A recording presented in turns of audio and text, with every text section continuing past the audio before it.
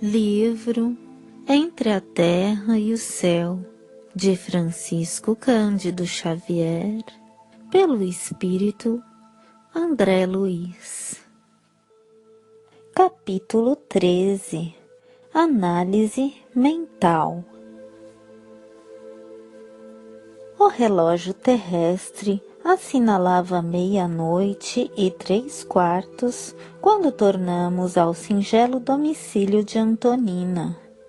A casinha dormia calma. Acocorado a um canto, o velho Leonardo mantinha-se na sala, pensando. Adensamo-nos ante a visão dele e, reconhecendo-nos, ergueu-se e começou a gritar: "Ajudai-me, por amor de Deus, estou preso! Clarencio, bondoso, convidou-o a acomodar-se na poltrona simples e induziu-o à prece.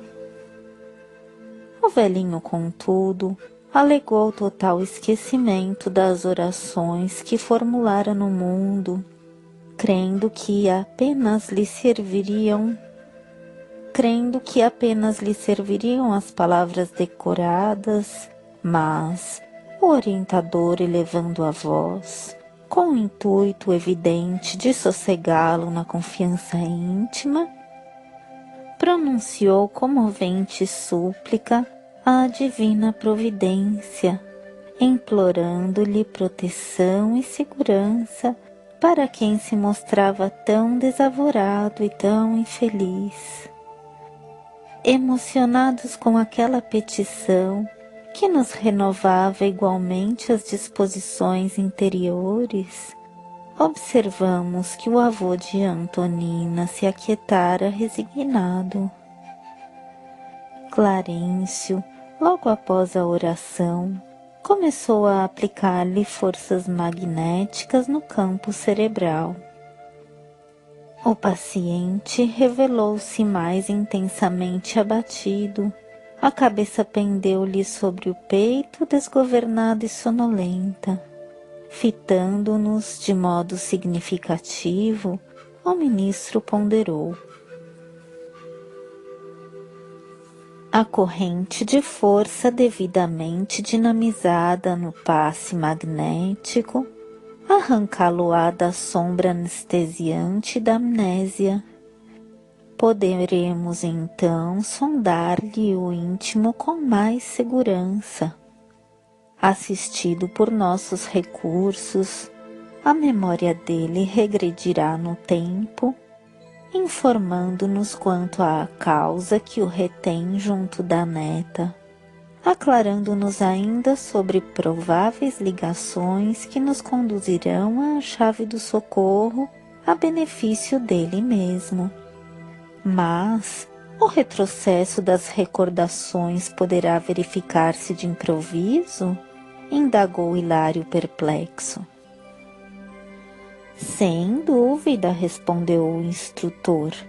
A memória pode ser comparada à placa sensível que, ao influxo da luz, guarda para sempre as imagens recolhidas pelo espírito no curso de seus inumeráveis aprendizados dentro da vida.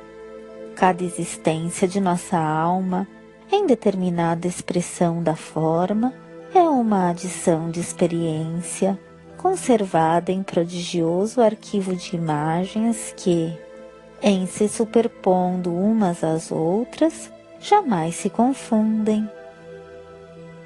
Em obras de assistência, qual a que desejamos movimentar, é preciso recorrer aos arquivos mentais, de modo a produzir certos tipos de vibração, não só para atrair a presença de companheiros ligados ao irmão sofredor que nos propomos socorrer, como também para descerrar os caminhos da mente nas fibras recônditas em que ela detém as suas aflições e feridas invisíveis.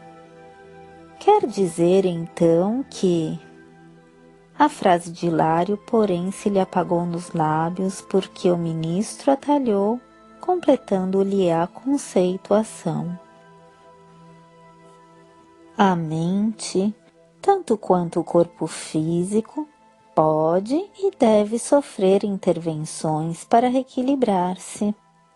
Mais tarde, a ciência humana evolverá em cirurgia psíquica, tanto quanto hoje vai avançando em técnica operatória, com vistas às necessidades do veículo de matéria carnal. No grande futuro, o médico terrestre desentranhará um labirinto mental com a mesma facilidade com que atualmente extrai um apêndice condenado. Hilário arregalou os olhos espantado e feliz, e exclamou em voz quase gritante: Ah, Freud, como viste a verdade, como detinhas a razão. O orientador fixou-o paternalmente e aduziu. Freud vislumbrou a verdade, mas toda verdade sem amor é como luz estéril e fria. Não bastará conhecer e interpretar, é indispensável sublimar e servir. O grande cientista observou aspectos de nossa luta espiritual, na senda evolutiva, e catalogou os problemas da alma, ainda encarcerada nas teias da vida inferior. Assinalou a presença das chagas dolorosas do ser humano, mas não lhes estendeu eficiente bálsamo curativo. Fez muito, mas não o bastante. O médico do porvir, para sanar as desarmonias do espírito, precisará mobilizar o remédio salutar da compreensão e do amor, retirando-o do próprio coração. Sem mão que ajude, a palavra erudita morre no ar.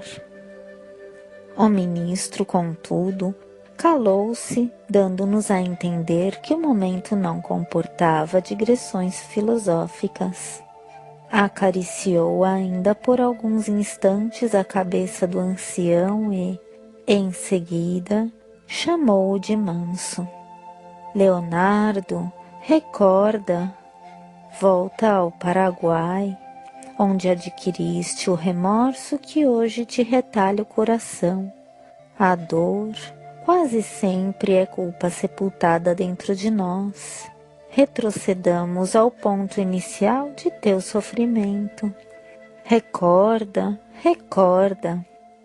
O velhinho, diante de nosso intraduzível assombro, acordou de olhos transtornados, ergueu a fronte, mas seu rosto alterara-se de maneira sensível.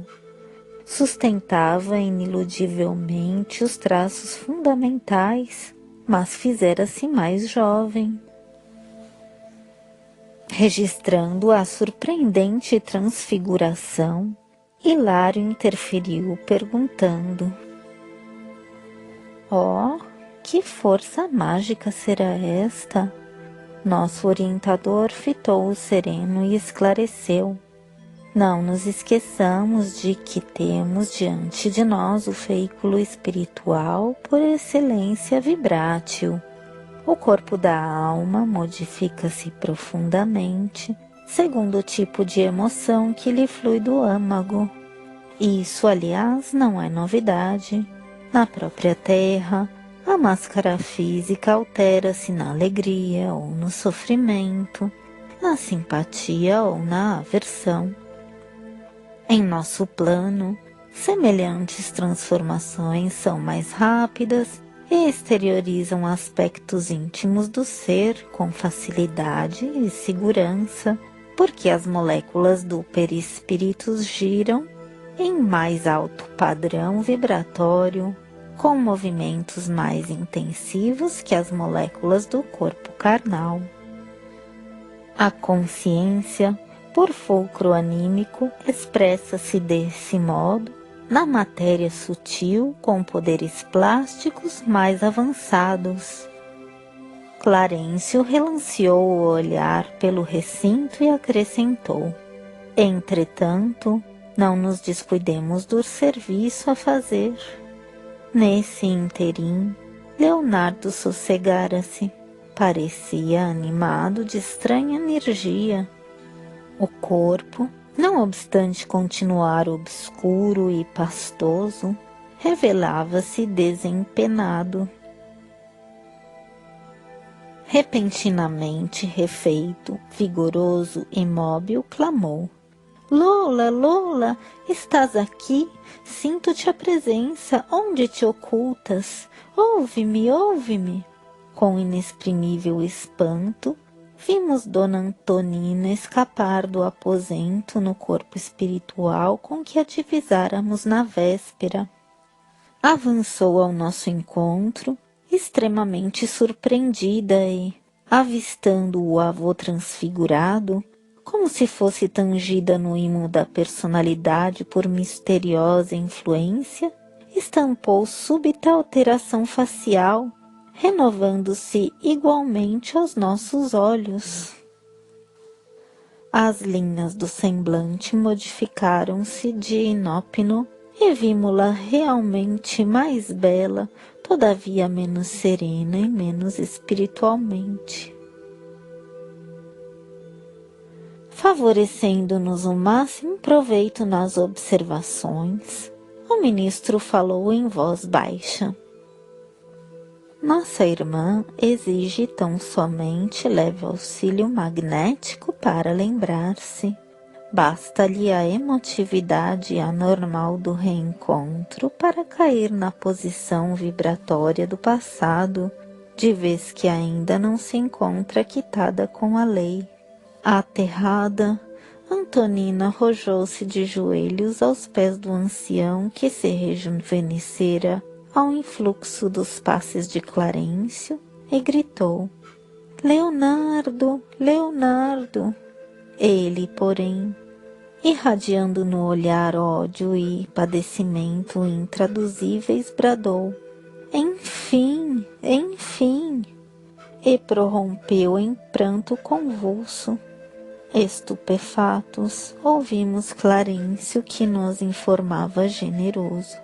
Repararam? Antonina é Lola Ibárruri, reencarnada. Leonardo está vinculado a ela por laços de imenso amor.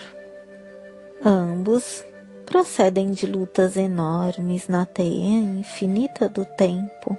A mulher irresponsável de ontem, hoje é mãe amorosa e digna, à procura da própria regeneração. Tendo abandonado outrora o marido, foi induzida a desposar um homem animalizado, com quem se encontra igualmente enleada por laços do pretérito e que, em não a entendendo agora, relegou-a ao esquecimento. Recebeu, contudo, antigos associados de destino por filhos do coração, que conduz para o bem, em contraposição às facilidades delituosas do passado, atravessa atualmente aflitivos obstáculos para viver. Simpatia incoercível inclinou-nos para aquela mulher em provas tão ríspidas. O ensinamento que a vida ali nos ofertava era efetivamente sublime. A voz do orientador, no entanto, era clara e segura a recomendar: ajudemos, o momento determina auxiliar.